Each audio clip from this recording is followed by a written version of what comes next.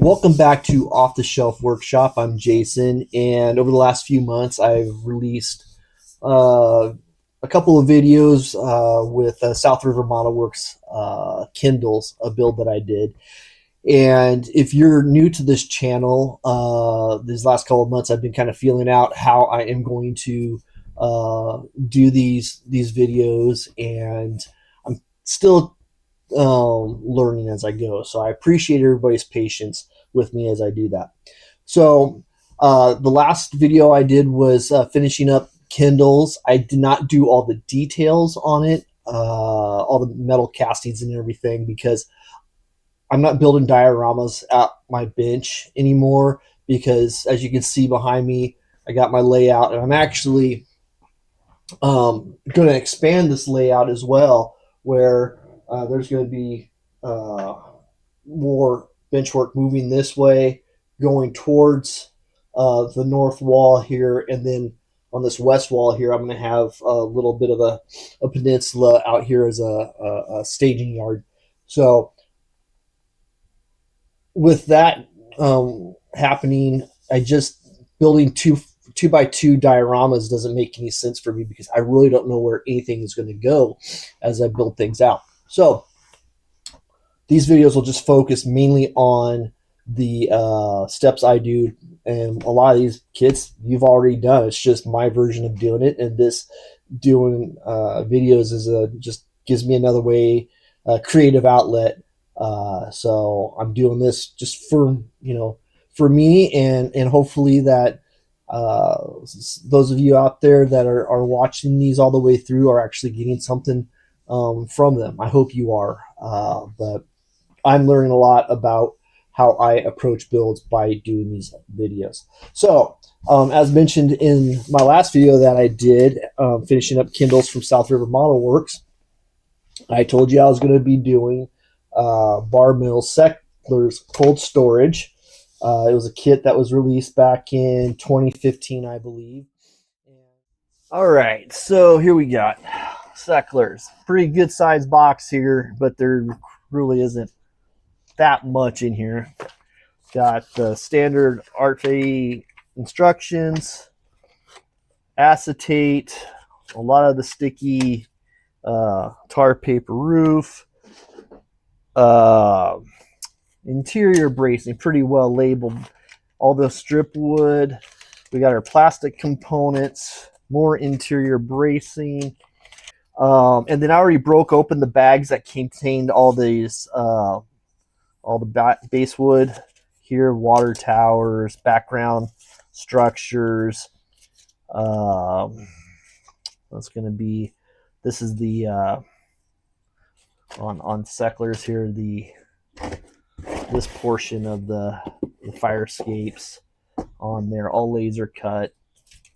And I had already broke this open because I wanted to get all the parts labeled. So did that. So we're gonna the chip wood, not going to go too in depth. Now here's the thing that I did want to mention.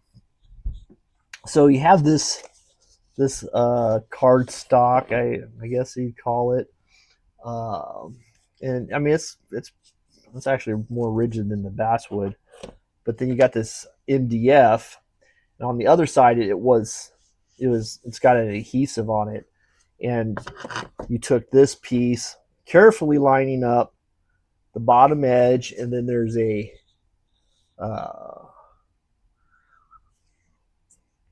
edge all the way around here. So you line up the bottom edge, you line up the edge here for this door and this door and this door, and so you have this bit of space that goes around this. It's really particular because this stuff is really sticky. Once you apply these two together, they're not coming off. So read your instructions, because it points out. I'm guessing a lot of people did, when they were doing this back in the day, just slapped them together, and then we're calling up bar mills to get other pieces because they weren't looking at this. So here's some more instructions of the way it should look. So pretty easy to follow along. What you've seen me do in my last videos is that I like to get everything that needs to be primed all in one shot. So I set it out on the on this piece of cardboard with some painter's tape, and I just stick everything on there, and I'll take all this outside, prime it, leave it out in the garage so I don't get the fumes in the house here until it dries. But I like to get everything done in one shot. And but I was looking at these castings, and whatever these castings are made out of, I find these to be really actually well done. With these white metal castings, these all seem to be, I mean, they can be hit and miss, right? Just depends on what. Like this smoke jack here, I don't know if you can see it at all, but I mean, there's flash that you have to clean up, but nothing that's too well too out of whack. Just a little bit stuff like that. Something that you just take a little flat file through and clean up before we get things primed. So nothing that really sticks out to me like, oh, that's a major defect or anything like that. It's a lot of this stuff where I can just actually use my nail, probably pick most of it apart. So anyways, I'm going to finish working on that, and parts, all the castings and everything primed. So that's sitting out in the garage now, drying. And then I just went through and sorted out all my strip wood, checked off what I have here, but then always double check the measurements.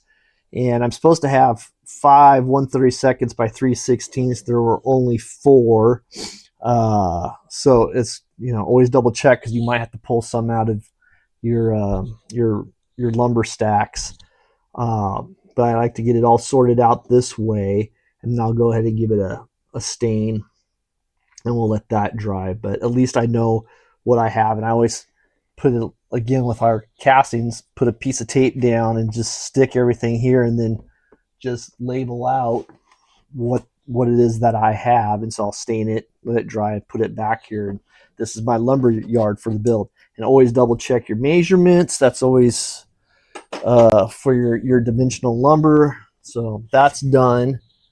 The next thing I want to do is interior bracing. Doesn't need to have anything done with it. Get that out of here. This stuff is on hold for right at the moment, but all the laser cut clapboard, I like to give it a little bit of a sanding, because there's you pull it out of the off the sheet, and there's always a little bit of flash there. But because it's being laser cut, where the laser starts, it's not as, these aren't square, because the laser contacts a part of the wood a little bit longer, and so it burns away. So you want to go and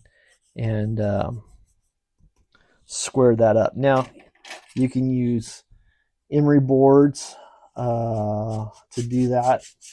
The Bar Mills has the sanding sticks, but what I like to do is just get out my trusty piece of 400 grit, and I just like to go across, and it doesn't take much. You just give it a little bit of this.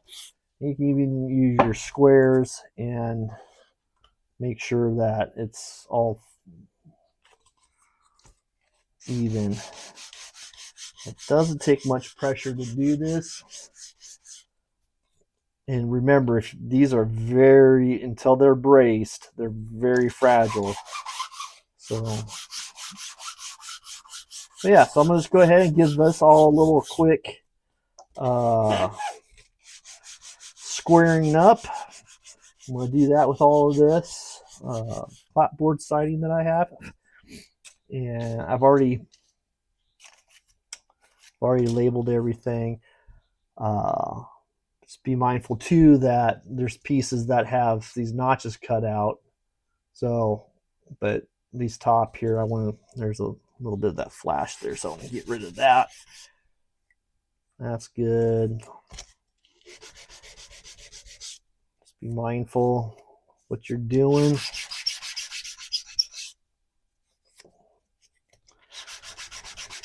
So yeah, so we'll get that done next. Okay, so I've got I'm ready to start putting things together now. And one of the things that we have to put together is the main facade of Seckler's here. I've already got these two pieces joined together, and then we're going to start bracing these up.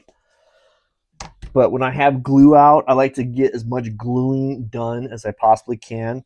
So one thing that I have done is gone through and matched up along with filing edges to make sure I have nice joints. I'm going to do a lot of the bracing now as well, so we can get that under weights, and then that will be ready to go when we need it. So I like to get the glue out and get as much glued up together, and then have a moment to pause, and so that will get all dried up, make sure we have everything squared. So that's what's next here. Let's get to it. All right, so I got all my pieces bracing cut for these sub-assemblies. I have my 1/16 square corner pieces here for these assemblies. These assemblies go there. And we got this assembly requires us to have a little bit of space, about the width of cardstock, for the roof here, on just on this section, not on this here. So I'm gonna flip these around. So one of the things that I will do when I do the tops of these to get them perfectly lined up, I'm going to move these here, move this. I will just marry these two up this way, and then I can just gauge how much I need to put this bracing down here. So it's about I think it was like 0.02 inches. Let's go. Glue time.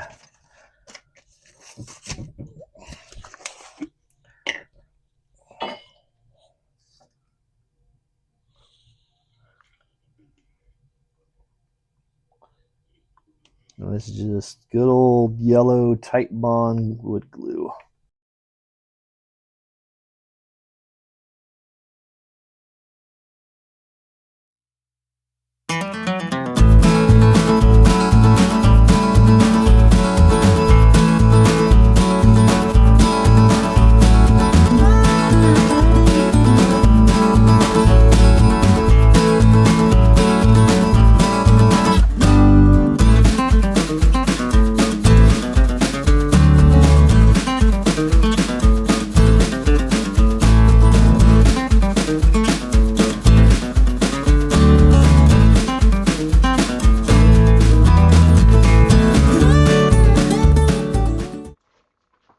Okay, so here we've got our roof and our base, or our it's not really our roof, but our support for our roof and base glued up. It's all rigid, so that's all good. Next up is putting on the side pieces here, and these just lock into place. I have plenty of extra strip board, so I'm probably going to give that some rigidity. one thing. This is why it's important to make sure your masonite is uh, positioned correctly, because these walls, it's going to sit in here like this. I'll go into that tab right here, like that. And then that way you will not have an edge, and this will be easier to clean up and paint. So that's what we'll do next. All right, so I've got all the sides, everything's on, it's braced up, glued, and the next thing I want to make is the plaster that went over, that covered these walls. And so you might be able to see here in the light. Let me switch my cameras here. Let's do this. We'll come this way. I'm trying to get there. There you can start to see the texture in the way this light. There it is. You can start to see the texture that I'm putting on here, and I'm just very, very lightly. I'm putting some spackling paste on, and I'm taking most of it off. So I put it on flat, and then I bring my knife up. This is just a cheap plastic knife, and I just scrape it away, and that's going to give me the little bit of texture I'm looking for, so that when I go back and I paint everything in, that this wall is going to look like a textured wall instead of just using this. I haven't done anything on this side here. You can kind of see in the light that there isn't any texture on this material, so I want to give it some texture. So just going through, we're not going to fill these in. This is where our dock and our patio cover, our dock cover, is going to go. So I just want to kind of look through here, see what I'm doing. And I kind of went in and I already filled in the brick for the mortar, and I've started painting those. I'm going to continue doing that. But the main thing is on the sides here where you have the tab from this bottom piece coming through. I wanted to fill that in. And then you have this joint between this panel and this panel that I wanted to get filled up and make sure it's smooth. But then also a little bit of texture. Oh, that's going to be the color of Seckler's then. Okay. And now I'm going to flip this around. So and this was the back side of a piece here, so I can just kind of see what I'm going for. Now, stippling, as it's called, is just, we're not doing brush strokes. We are just merely taking a little bit of our unbleached titanium, and we're loading up our brush by up and down. We're not going side to side, straight up and down. And we don't want a lot of paint here, because we kind of want it to be like when we're dry brushing. And then when we come to the model here, we're just doing up and down, up and down, and it's going to give us a texture. I'm going to try to bring this closer up here. Tap, tap, tap, tap, tap. Load our brush, kind of dry it out. Let's see if this works. Yeah.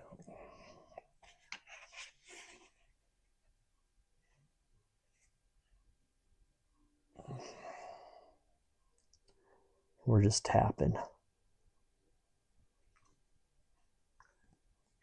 Should be able to start to see the texture. There we go. See that texture in there? So that's what I'm going to do now, is I'm just going to go through this.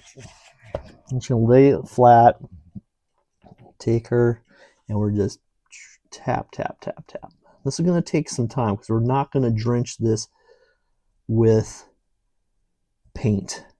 We're just going to tap and pull, and it's going to kind of, you know, mess your brush up a little bit, and that's all right. We should have, as model railroaders, plenty of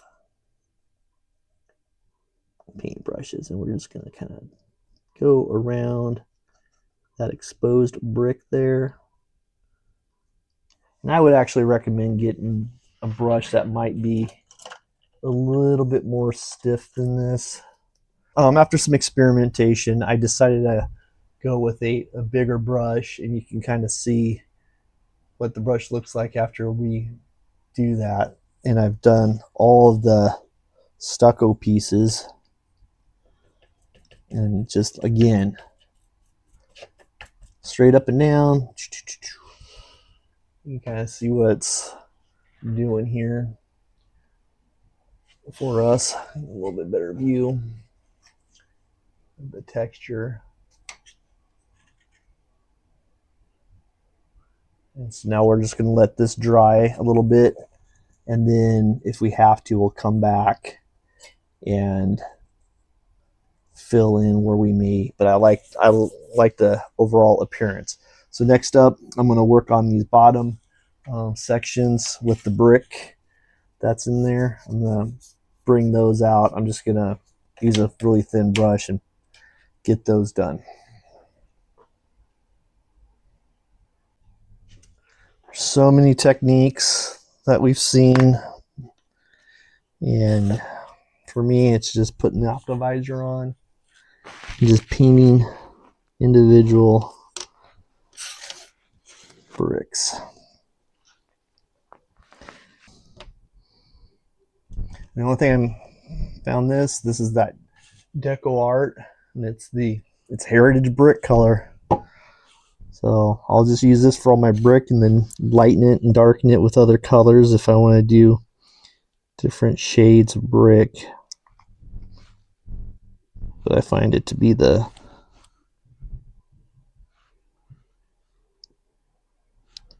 best for my situation anyway. When I go through and weather these up more with the spackling compound I used and got into the mortar lines, then that will darken up a little bit more. I'm not going to go through and, you know, do anything special with those. I'm just going to weather that out a little bit with some alcohol in India ink wash. But this is turning out the way I want it to here. All right, so I'm going to continue with this and see where this takes us next. So let's get back into it here. So you can see here that I have, I need a little bit more paint to work on. Got some bare spots, and we want to build things up in layers. I have not gotten the windows installed, doors installed yet, because I kind of want to get a little bit of weathering done on that as well. Next thing we're going to move on to is doing the tar paper roof. These I have not even attached these sections yet because I want to get the windows installed, and that just kind of slips on that way. But bracing is very, very important. Another thing that I'm going to be working on here is that in the instructions for the roof pieces here, it might have you put your 3/32 squared piece on first and then attach the next trim piece. One thing that I like to do is I just do that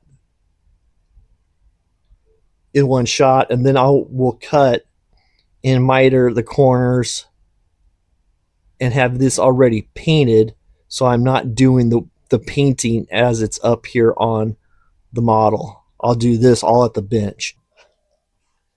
All right, I'm just going with this this Liquitex acrylic blue gray for my trim color, and I think I'll probably do this for my window color as well. It'll pop out against all that wood, and I'll of course weather this all up as well. But what I'm working on right now is I'm taking this 3/32 squared piece of strip wood, because we're gonna have to put this detail in for the roof all along here, and these have to be cut into 1/8 uh, sections. So I want to get it painted first, and then that way I don't have to try to paint after I have them installed. All I'll have to do is paint the the ends, the cut ends that are exposed once I get those glued into space. So I'm just gonna give this a quick coat, and then we'll get this all cut up. All right, moving on to windows here. So I'm going to use the same blue gray for my windows as I am for the trim, and so that's drying over there right now. So I got my windows; they've been all primed, and I'm really liking how this blue color, best light there, let me do that, is going to set. Let me bring model over here. Move this way. I really like how that blue is going to pop against that clapboard color. And once we get it weathered on, we'll do some dry brushing with the windows to make those accents pop out a little bit. So primed everything already, and I just have everything sitting up here on my paint board that I did at the beginning of this video. And now I'm just taking the paint that I've got here, and while everything's still glued down, I just start just brushing everything on. I don't go super thick because there is a little bit of detail in these windows, on the window frames themselves. And these will actually, let me pull this one up here. These will actually set in, you can see that they'll set into that clapboard there. So it's not imperative that you get all the way around the back, but you do want to get into these sides here. Well, I'll just continue doing this. Hope you guys are enjoying my process here, how I see these kits, and how I put them together. All right, so I got the base coat on my blue gray done on my trim, and then for my windows as well. So that's the base coat, that's the darker coat. And now I've taken the antique white, which is the color that I've painted the clapboard here. I've taken a little bit of that, and what I'm doing now is just mixing it with some of that blue gray right here. So you can see that there. I'm not making it. I'm just gonna dry brush a little bit on these windows. I don't know if you can see. I'm gonna just dry brush, and the details will just start to pop out of this window. We want to build our layers.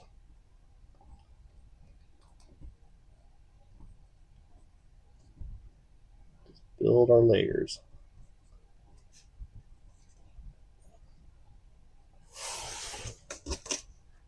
So let's see here.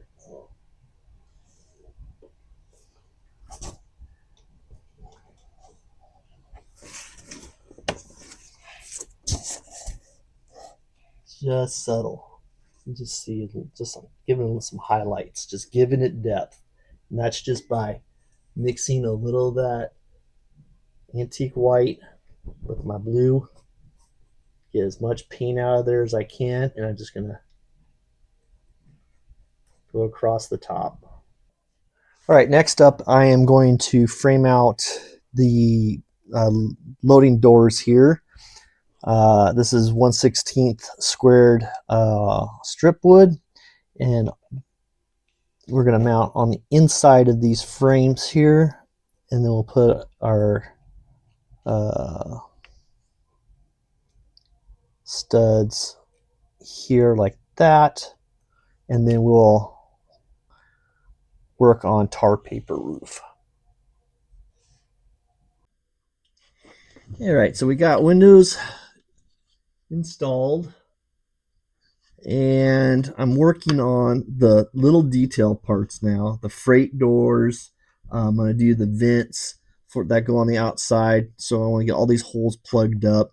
But right now I'm working on lining up and installing. You can see that or not. But those, well, of course I dropped it. There we go. Let's hold it like that. These are the hinges.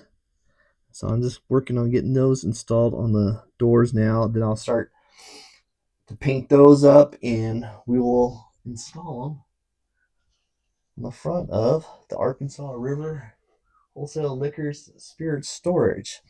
I got these all affixed, but now I just gotta give them a little bit of weathering. And all right, so I've been diligently working on Secklers, which is going to be the Arkansas River Liquor Storage, or Wholesale Liquors and Spirit Storage. And one thing about this kit, once you get going on it, there's a lot of sub assemblies that you have to do to really make this kit what it is. So let me show you what I'm talking about here. So we've got all these sub assemblies. So as far as like the water tower that goes on top of this shed, we have to put all this together. There's just a lot of little parts to this. The details are great, but if you are going into this thinking that it is going to be a quick build, don't assume that at all, because just these little details like this what make this kit. So I'm getting all this put together. I mean, just even the doors, the freight house doors. There's what, one, two, three, four, like 5 parts just to assemble this one door. So just wanted to point that out. If you're gonna build this, that it's pretty intensive, time intensive for all of the sub assemblies that you have to do. All right, one thing I do not have patience for is when I do these canopies for the dock covers, is cutting out, where did they go? These little pieces to make the ridges in the roof. So I'm taking, I got leftover aluminum roofing material, scribing and cutting into 4-foot wide sections, and then I'm gonna apply that to the top of this chipboard here, and then I'll cut another piece, line it up with that to kind of give me that layered look with that roof. So I like this way a lot better. I know I can cut these individual pieces out here, line them up, paint them, and I'll get kind of the same effect. But that's just too much for me. So this is the way I'm gonna go with it. All right, so at the point here where I'm kind of getting to the finish line with the wholesale liquor and spirit storage, what I'm going to work on today is I want to make this where it's an open door. So I gotta finish the flooring in here, make this look finished off. So I got to work on that, figure out what I'm gonna do with the door. I think what I'm gonna do is I'm gonna like to install maybe some dock lights that go underneath these canopies that will get glued on here. There's a spot for them.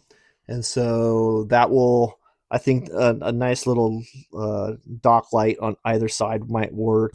And then back behind here, which I can flip around, I have all this access back here since this is a background building, and I'm thinking about boxing this little portion out to make it so I can put a light in there and not have to deal with a whole bunch of stuff that needs to be blocked off there. So I'll flip that around. All right, trucking along here. I got the canopies installed. I still got to put the bracing wire in. I got some LEDs mounted up underneath, which will look nice, I think. And then I've got these doors installed, and I did put a piece of chipboard back there with some black marker on it. I was going to try to make it so you can see further inside, but that's just too much for just a background building, I believe. So I'm going to skip that part of it. So now I'm going to move on. I'm going to get the wires cut for the supports for the roof here, start painting up some of our detail pieces. Okay, welcome back to Off the Shelf Workshop, where we've brought down Bar Mill Seckler's cold storage and turned it into the Arkansas River wholesale liquors and spirits storage. And after about 10 hours of completing all the sub assemblies and painting, weathering, so on and so forth, I am calling this project done. It's been a fun one. There's a lot of little pieces that had to go into this, but the detail in this, for just being a background building, has been nothing short of spectacular. I was really impressed by all the extras for just a background building. It was a really good build. So this one is ready to go up onto the layout, and I found a pretty good place for it. But all in all, this was a pretty quick project for myself. Uh, Things like this usually take quite some time to do. So here's a little project that I started working with, and it's these 603 surface mounted LEDs that I put on this Arkansas River Spirit Storage and Wholesale Liquors, which was the Bar Mills, as you've heard me say before. And I just thought this was screaming a need for lighting. Now, lighting over here, I need to put some higher ohm resistors on to get those lights to dim down a little bit. But I really like how this is turning out. And then the lights that are up underneath the canopies here are 3 millimeter. I believe they're 3 millimeter. Maybe they might be 5 millimeter. A white LEDs that have built-in resistors already pre-wired, and I just used a yellow ochre and I just colored that lens to get that amber glow with those. So, but yeah, these are a little bit too bright, uh, but I really like how this is starting to look turn out. So for that lighting project I did on Seckler's cold storage, I used these LEDs. They're pre-wired, surface-mounted LEDs. I just get these off of Amazon, and they're $10 for 20. So I don't know if that's a good price or not, but they come packaged up like so. This one I already got opened. Pull these out. These are 603 SMD LEDs. And you can see just with my fingertip there how small those are. There you go. And what you need to do is I run these on a 12-volt system. These are maxed out for 3 volts to 3.2 volts. So you have to put a resistor on these. And this is that's a 1,000 ohm resistor. And what I will do is put, because I think those lights were too bright for the cold storage, or what is now the spirit storage. I'm going to put a 1.5 thousand ohm resistor on those lights, and I just will wire those into the red wire, which is the anode.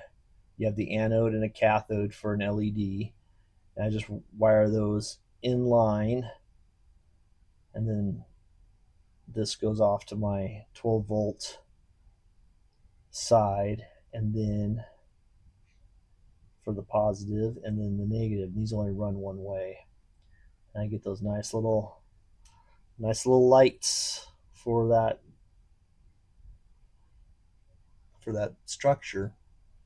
And I really enjoy, even though these are a headache to work with because they're so small. I mean, I can't even feel these wires as I'm trying to grab them. But I think lighting our structures gives the structures that much more character, because there's times I like to turn the lights down here in the layout room and just see what my world of the layout looks like at nighttime.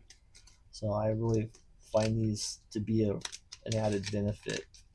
And I think I'll probably end up doing a video sometime down the road on uh, how I wire up a building with these little LEDs. All right, so thank you to everybody who has stuck around to the end of this video. That was a longer one, but it wasn't done in a bunch of parts. I hope that you got something out of it. If you liked it, please comment. If there's anybody that you can think of that might get something from these, if you know somebody that has a bunch of kits on their shelves and they're just not building them, send them our way to Off the Shelf Workshop. Let's get people inspired and get these kits built. So until next time, have a good one. Happy modeling.